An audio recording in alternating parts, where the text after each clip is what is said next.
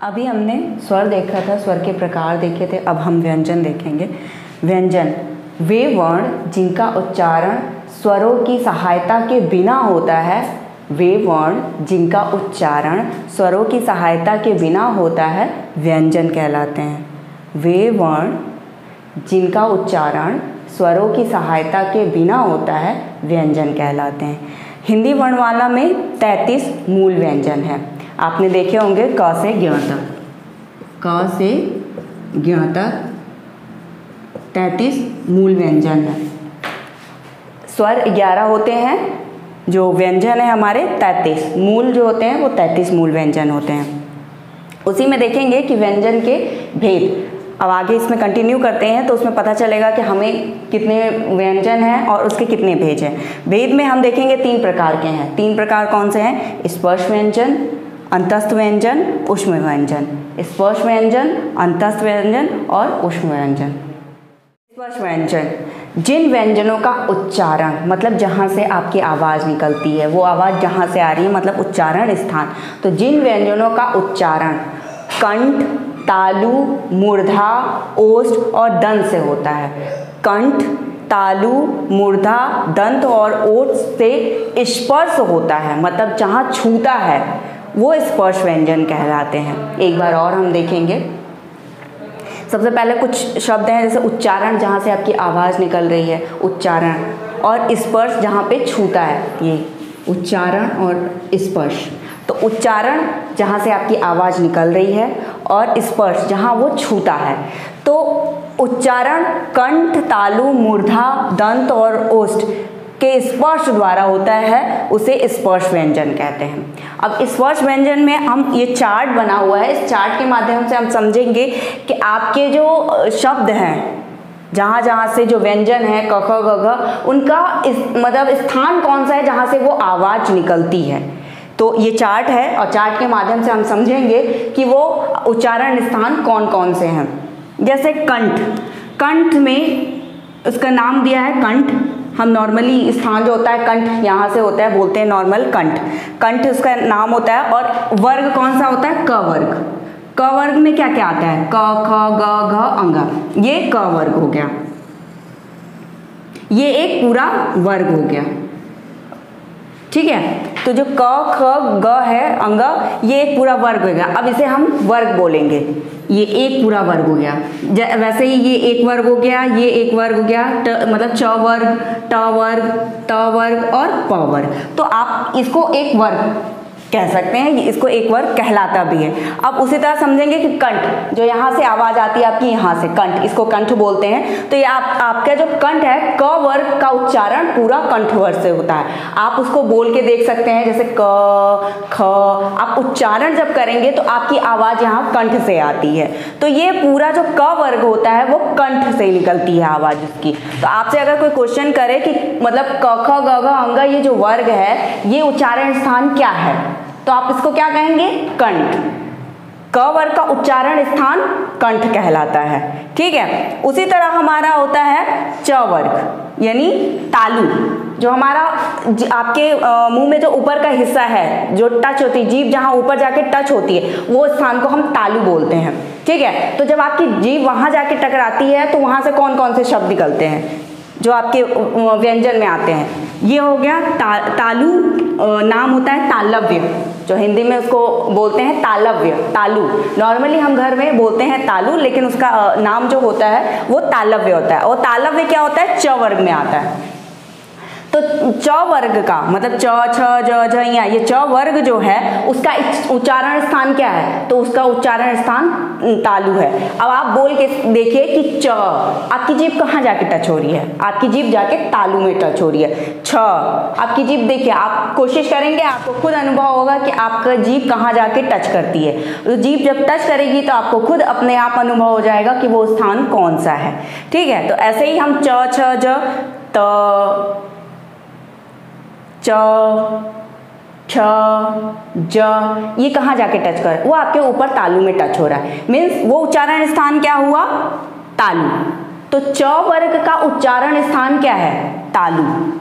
ये जो हुआ च वर्ण का उच्चारण स्थान, च वर्ग, ये पूरा वर्ग हुआ हमारा, और इसका उच्चारण स्थान क्या है? तालु। हमेशा क्वेश्चन बनता है कि च वर्ग का उच्चारण स्थान क्या है, तो च वर्ग का उच्चारण स्थान होता है तालु।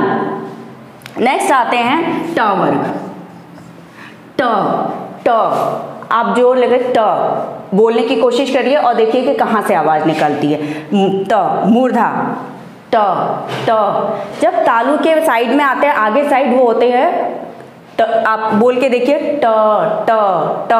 जब आप ट बोलेंगे तो तालु के जो आगे वाली जगह होती है, आगे साइड में, वहाँ होता है मूर्धा, वहाँ से आपकी जो आवाज आती है वो ट वर्ग के लिए होती है। तो जब आप बोल के देखेंगे ट ठ ड, ये सारा आपके तालु के आगे वाला जो दांत से और तालु के बीच में जो जगह होती है वो होती है मूर्धा की जगह। दांत और तालु के बीच की जो जगह होती है वो होती है मूर्धा की, तो वहाँ से आवाज होती है ट वर्ग के लिए। तो जब ट वर्ग में आप ये देखेंगे कि ट वर्ग में जितने भी हैं उसमें दो आपके अतिरिक्त ड और ढ भी आते हैं जो मूर्धा में होते हैं।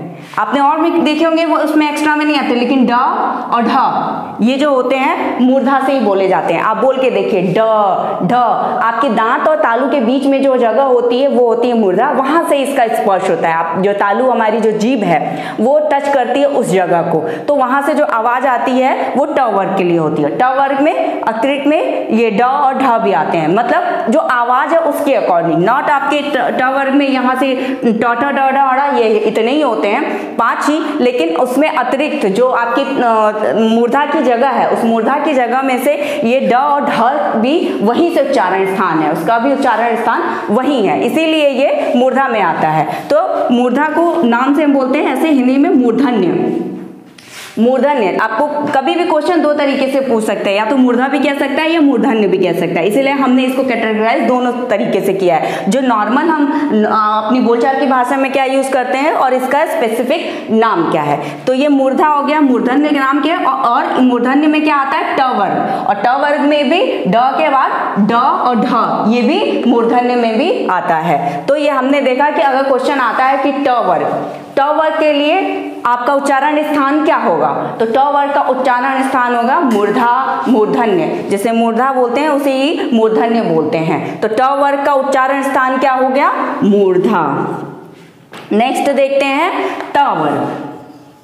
ट वर्ग त थ द, ये कहाँ से उच्चारण निकल रहा है? आप देखिए आपकी जीभ कहाँ टच करती है, जाके आपकी जीभ टच कर रही है दांत को, तो ये उच्चारण स्थान कहाँ से होगा? दांत। नॉर्मली हम इसे दंत बोलते हैं और इसका मूल नाम है दंती। इसको लिखने के पर्पज है ऐसे दंत लिखते हैं। तो दंत में कौन कौन से जो दांत, जहाँ आपकी जीभ है वो कहाँ जाके टच कर रही है? वो आपके दांत को टच कर रही है, और जब दांत को टच कर रही है तो वो कहाँ पे है? त। देखिए दोनों जीभ के बीच में आपकी जीभ जाती है, दोनों आप बोल के देखिए त। आप देखिए कोशिश करिए कि दोनों जीभ के बीच में, दोनों दांत के बीच में आपकी जीभ टच हो रही है, तो वो स्थान होता है त वर्ग। जो त थ द ध न है ये 5 हैं, ये दंत से उच्चारण होता है, इसीलिए दोनों दांतों के बीच में आपकी जीभ जाती है और वो उच्चारण स्थान होता है त वर्ग के लिए। तो ये पूरा जो आपका वर्ग है त वर्ग ये दंत से उच्चारण स्थान। तो क्वेश्चन आता है कि त वर्ग का उच्चारण स्थान क्या है, तो त वर्ग का उच्चारण स्थान हुआ दंत। त वर्ग का उच्चारण स्थान दंत हुआ। उसी तरह है ओष्ठ। ओष्ठ का उच्चारण स्थान क्या है? प। अब आप देखेंगे प फ ब भ, ये क्या आपके दोनों लिप, आपके जो दोनों होंठ है वो इसमें उच्चारण स्थान में आपका साथ देते हैं, तो दोनों अब टच होंगे प फ ब, ये देखिए दोनों टच हो रहे हैं, होंठ दोनों मिल रहे हैं, उसके बाद से इनका उच्चारण स्थान निकल रहा है। तो इस तरह से ये 5 जो प वर्ग है उसका स्थान, उच्चारण स्थान क्या है? ओष्ठ, जिसको ओष्ठ बोलते हैं, नॉर्मली नेम से ओष्ठ बोलते हैं। तो इन प वर्ग का अगर उच्चारण स्थान पूछा जाए कि प वर्ग का उच्चारण स्थान क्या है, तो प वर्ग का उच्चारण स्थान होता है होंठ, आपके होंठ। तो आपने देखा व्यंजन में जो ये स्पर्श व्यंजन है, स्पर्श जिसको बोलते हैं कि जहाँ छू रहा है, स्पर्श आप नॉर्मली कहते हैं स्पर्श करना, छूना, तो जो आपके जीभ है वो कहाँ जाके स्पर्श करती है कि ये आपके उच्चारण स्थान से पता चलता है। तो हमने अभी यहाँ पे उच्चारण स्थान में देखा कि कंठ, तालु, मूर्धा, दंत और ओठ से कौन कौन से वर्ग कहाँ कहाँ से निकलते हैं, ये हमने इस चार्ट के माध्यम से जाना। जिन व्यंजनों का उच्चारण कंठ, जीभ और तालु के आंतरिक सहयोग से होता है, जिन व्यंजनों का उच्चारण कंठ, जीभ और तालु के आंतरिक सहयोग से होता है उसे अंतस्थ व्यंजन कहते हैं। आंतरिक सहयोग मीन्स अगर पिछले स्पर्श व्यंजन में हमने देखा कि जो जीभ है वो कंठ, मूर्धा, तालु, दांत इन सब का स्पर्श होता है तब जाके वो उच्चारण निकलता है, ठीक है। पर अंतस्थ व्यंजन में जीभ के और सहयोग में कंठ, जीभ और तालु अंदर के साथ में सहयोग करते हैं। मीन्स आपको टच दो जगह फील होगा, जैसे आपकी ध्वनि जो होती है वो और जीभ दोनों जब कहीं जाके दोनों का टच होता है तब जाके आपका अंतस्थ व्यंजन का निर्माण होता है। वो अंतस्थ व्यंजन में क्या आते हैं? अंतस्थ व्यंजन ये 4 हैं, जैसे य, र, ल, व। य आप देखेंगे ध्वनि और जीभ आपकी जब दोनों जाके कहीं टच होती है और ध्वनि निकलेगी तब जाके आपका अंतस्थ व्यंजन निर्माण होगा। य, र, ल, व। आप करके देखिए इसे, इन दोनों। तो इसी वजह से इसको क्या है? आंतरिक सहयोग, मतलब जीभ के साथ और सहयोग मिलता है तब जाके आप अंतस्थ व्यंजन में ये 4 को पाते हैं, य, र, ल। बाकी जो होते हैं जैसे क, ख, ग में आपने क वर्ग, च वर्ग ये आपने देखा, उसमें इसका स्थान नहीं था क्योंकि वो अलग है। स्पर्श व्यंजन से अंतस्थ व्यंजन अलग है, इसी वजह से इसको अलग रखा गया है अंतस्थ व्यंजन, क्योंकि इसमें सहयोग की जरूरत होती है। इसी वजह से ये इसमें य, र, ल, व को अलग स्थान अंतस्थ व्यंजन के नाम से दिया गया है। अब देखते हैं ऊष्म व्यंजन। ऊष्म मतलब होता है गर्मी। गर्मी मतलब जिन व्यंजनों का उच्चारण करने में घर्षण द्वारा ऊष्मा उत्पन्न होती है। घर्षण मतलब होता है आप किसी चीज को रगड़ोगे, वो उसको कहते हैं घर्षण। तो यहाँ पे किस चीज को किससे रगड़ने की बात हो रही है कि जिन व्यंजनों का उच्चारण करने में घर्षण द्वारा ऊष्मा उत्पन्न होती है उसे हम ऊष्म व्यंजन कहते हैं। ये 4 होती है। अब इसमें ये क्या आता है? श, सलजम वाला श, षटकोर वाला स, ये ह, और इस तरह से जब आप देखेंगे कि श आप ज्यादा इसमें ज्यादा जोर लगाते हैं। श बहुत ज्यादा घर्षण होता है, बहुत ज्यादा टाइम लगता है। श, श आप उच्चारण करके देखिए, क्योंकि इसमें व्यंजन में जितने भी हमारे ऊष्म, अंतस्थ, स्पर्श व्यंजन है ये आप इसको रटने की आपको कभी जरूरत नहीं पड़ेगी। अगर आप खुद इसे आप अपने कंठ से इसका उच्चारण करके खुद फील करेंगे तो आपको इसमें कभी भी रटने की जरूरत नहीं पड़ेगी। इसको आप अपने आप से महसूस करके आप इसका स्थान, उच्चारण स्थान पता कर सकते हैं। अब इन 4 में देखिए कि कितना टाइम लगता है, मतलब एक उच्चारण करने में श, श, ह कितना उच्चारण लगता है, कितना टाइम लगता है, और इसको मतलब उच्चारण करने में समय भी।